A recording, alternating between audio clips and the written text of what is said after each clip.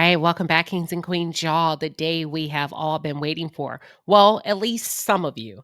They have finally, thank you. The prosecution has finally brought a clinical psychologist on the stand to test on the behalf of victims, just to give some of us that are tuned in a little bit of an overview and a detailed explanation of why victims stay with abusers. Because a lot of us have had questions, so much so that some of you said, Cassie, I've hung in there for you. I've tried my best. I've been rooting for you. But at this point, Cassie, some of you feel like, listen, you're not a victim.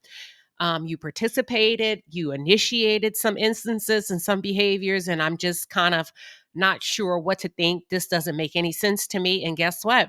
The prosecution today, they put Dr. Don Hughes, a forensic psychologist, on the stand, and we are going to talk about it. I'm happy they did that. Hell, I was beginning to have some questions, and not that I doubt anything. I don't think it's as upfront as a lot of you would like it to be, and as black and white, cut and dry. And it's like, you know what? He abused her. That's it. That's all. That's a good point, but unfortunately, that is not what holds up in court. That is not what makes a good case. I think what it comes down to is legalities of everything, and I want to talk about it. So let's do that. For those of you who are just tuned in, or if you're new to the channel, welcome to the palace. I am Queen Sheba. I cover a variety of hot topics specific to reality television, but most importantly, I hone in on the psychological and the behavioral traits of the Black experience. Subscribe now.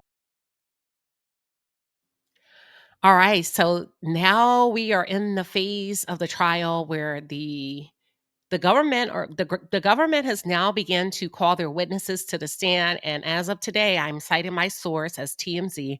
Prosecutors are calling an expert witness in the Diddy trial, a clinical and a forensic psychologist, to the stand, who is telling the jury about why victims stay in abusive relationships, how, not only why they stay, how they cope, the obstacles they face in leaving, and how their memories are affected by trauma.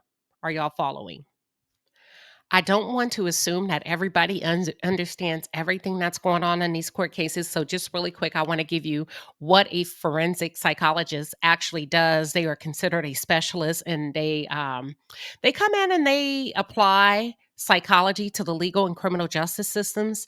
And what they do is they provide psychological assessments if and when needed. They also provide expert testimony and criminal profiling. It just depends on the case, the people involved, and what side of the coin they sit on. Okay, I wanted to give you that overview really, really quickly. Well, Dr. Don Hughes took the stand today, and she was called in by the feds now. Prosecutors are presenting her as an expert witness who specializes in trauma and traumatic stress. Hughes told the jurors that it's quite common for victims like Cassie to remain in abusive relationships. Does that help? For some of you that have questions, for some of you that have said, listen, I don't know anymore. Is this helpful so far?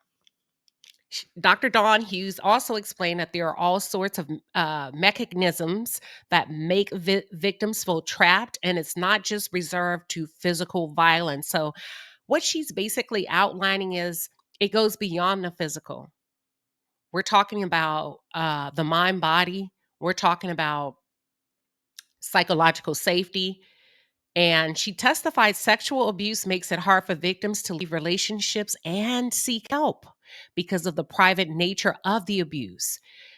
Maybe that's why, well, I understood, but maybe this helps some of you that are tuned in understand why Cassie said she did not tell her mom. A lot of her friends did not know about the freak offs, and also she hid it from Diddy's staff. They didn't know the extent of the freak offs. They knew they were booking hotels for them, but she doesn't believe that they actually knew what was going on in those hotel rooms. Okay. She says victims often feel shame, humiliation, degradation, and don't want to talk about it with others, much less think about it. Now, that can be confirmed and or validated with the drug use. Okay. To me, that's like duh. Finances are another hurdle. She says most times, and this is just me paraphrasing, for the men that are tuned in, listen, I'm just here to bring you the news. She said most times, most women are actually financially dependent on the abuser. And even if they wanted to leave because of their limited access to finances or their limited access to produce finances for themselves, not saying that all don't work and not saying that all have a sugar daddy or a rich guy, but most times, most women are not prepared to walk out of that relationship, go get an apartment, and completely start a new life. Okay. She told jurors a victim is financially dependent on their abuser and will have a harder time leaving for those that are. And we know that Cassie had become financially dependent on Diddy. Hughes testified it sometimes takes multiple attempts for victims to finally leave an abusive relationship, and there's a pattern of returning and reconciling. Does this make sense now? Is this making sense? She said some victims feel they may come back to the good version of their partner who they still love. You know what? I think all of us have been guilty of wanting to see the best in someone, whether it's a family member, someone we dated, and not necessarily to the extent of us being abused. But have you ever just gave somebody a second chance or a third chance? Maybe they had a bad attitude or just a negative attitude, or they weren't as ambitious as you thought they should be, or maybe they were a little bit overweight and you thought they should lose weight. Have you ever found yourself in a situation where you kind of said, I gave a little bit more than I should have because I believe there was a better version of this person? Well, if you apply that in Cassie's case, what she's implying is this happens at a higher rate and at a more intensive level in an abusive relationship. She told the jury trauma bonds may form between a victim and their abuser, and that can make a victim have a tough time leaving. Oh, trauma bonding, because there's love and kindness attached to the abuse. Hughes testified victims will often develop coping mechanisms to deal with abuse and may numb themselves with drugs and alcohol. She said it's very common for victims to wait months or even years before telling someone about the abuses they suffered. Okay. Um, and then she told the jury victims' memories may be fragmented from trauma. And while they remember the gist or the core of the abuse, they may not recall every single specific time and or detail when they were abused. Now, this is good for me because I had a question yesterday regarding the freak offs. Because on the stand, when they showed Cassie the photos of the men, there are some of them she could say, this is so and so. Yep, this is Skylar. This is Jonathan. This is Ash. This is Donald. This is Jeffrey. And then some of them she just could not remember their names. And I remember my question was, I wonder what is the deciding factor where she can recall some over the others? And guess what she says? Sometimes their memories become fragmented. There's times they remember and moments they remember, and there's moments they don't. Diddy defense attorney Jonathan Bach, listen, Jonathan did not hold back. And it seemed like he was really out to prove a point, y'all. When he started to cross examine Dr. Hughes, he asked her about malingering and if people can fabricate emotional responses. And Hughes replied, they can. Oh, that was a really good question. When we think about the legalities of it all and being in a court of law, that was a really good question on the side of the defense. Okay, I got to give it to him. That's a good way to come out the box. Now, I want to talk about malingering just for a quick second because I have to be fair. Now, when Jonathan Bach asked Dr. Hughes directly, about malingering and if people can fabricate emotional responses.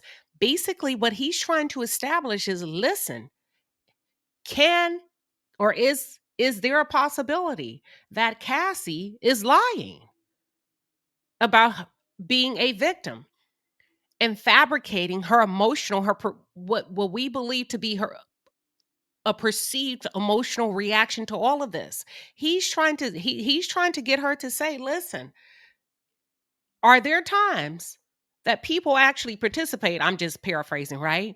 And they're lying. They're being deceitful. They're not being upfront, and they're fabricating And they're pretending. And she said, yeah, absolutely, that can happen. So that's basically what I wanted to say. But some of you're jumping on these channels and you don't want people to say anything, but we're going to be fair. So Bach is grilling Dr. Hughes, right? With Diddy's defense painting what they're trying to do is paint the doctor as a biased professional witness who has never testified in defense of a man accused of sex crimes. I'm going to get into it, y'all, with some of his direct line of questioning. So, Cassie previously testified about physical abuse that she suffered at the hands of Diddy, and she told the jury that she felt trapped in a relationship and that they had a few breaks before finally calling it quits. Others have testified that they did see Diddy abuse her and that Cassie told them she couldn't leave because Diddy controlled her music career and paid for her home, her car, and gave her an allowance. So, we were all, well, I'm not going to say we were all, but most of us initially when the case started, we were under the impression that she did not receive an allowance like Young Miami did. Guess what? That's false. She did get money. She did receive an allowance, but it sounds like after maybe I'm gonna give it about a year. Maybe after a year of courting her, Diddy scrapped all that shit from the table. It was like no more music. Now, he did not say it like that. What he did is he love bombed her, right? And she loved him back. And then he presented her with the idea of voyeurism, where he's just, casual conversation, couple talking, what you like to do. Well, I like this, I like that, silly stuff. What was the most freakiest place you've done it in? Oh, I did this, I did that. So then he sets the stage and he tells her, right? I like voyeurism. I like to watch. That gets me off. That makes me happy. And what they believe is it was an emotional play, a manipulative play to get her to not judge him and accept him for who he is. And maybe she felt closer to him, like he really trusts me with his secrets. So about a year after dating her, Diddy scrapped all of that. And she did receive an allowance, but it was no longer for her as an artist. Y'all, let's be very clear. Cassie was not Diddy's girlfriend. Diddy never had the intent of committing to Cassie. Diddy didn't see Cassie as anything else but a sex slave and a sex toy. Period. Can we all establish that? It doesn't matter how he made her feel or if she thought she was. I'm going to just tell you this, the man never had any intention of making an honest woman out of her. She was a pump and dump for him. And that's it. That's all. So prosecutors are using Hughes's expert testimony to explain and contextualize some of Cassie's testimony about how she behaved during her relationship with Diddy. And listen, they did not. The defense team, they did not shy away from the domestic violence stories, but they claimed that there was DV on both sides. So they're not denying that things got physical with Cassie and Diddy. What they're saying is, wait a minute now, hold on. They both was throwing hands up in these hotel rooms. They both were doing shit that they should not have done in this relationship. It doesn't matter if I believe it, if you believe it, y'all. I'm just telling you what they're saying in the courtroom. And that is the argument and the defense that they're leading with. Another thing worth noting, according to TMZ, is Hayes testified the government is paying her $600 an hour and she's getting $6,000 for her day in court. She previously hired. I don't want to get into that yet. Well, let me tell you a little bit about Don Hughes, Dr. Don Hughes. She was previously, I guess I'll have to get into it. She was involved in a Johnny Depp trial. She was actually hired by Amber Heard. And she's also expected to testify in the Harvey Weinstein retrial, also in New York. So Diddy's defense team was trying to basically discredit her as a professional because she's receiving pay for being there. Excuse me? I didn't go to school for nothing. We don't expect people to work for free, do we, in 2025? Pay that lady her money. Shit, you getting paid as a defense attorney? Come on. Don't be corny, Jonathan. Don't be corny. Why is it that she's not reliable? Because she's getting a check. Now you kind of you sound like make America great again. You get what I'm saying? You listen, let me go. Diddy's defense asked Hughes if most of her income comes from court related work, and she estimated maybe half of it. I think she said about 60 to 65%. Who cares? This is a working professional. I thought that was pretty petty, but I understand the game. Noting she raised her rate $600 to kind of, make sure that she's in the she's how do I want to say this? That's the average market rate, right? For a forensic psychologist. That's what I'm trying to say. So that she would commiserate with others. I had to practice that word in my head. Don't laugh at me. Don't laugh at me, y'all. All right. So I just want to kind of get into the part where the defense attorney, Jonathan Bach, he was trying to chip away at the forensic psychologist, Don Hughes' credibility.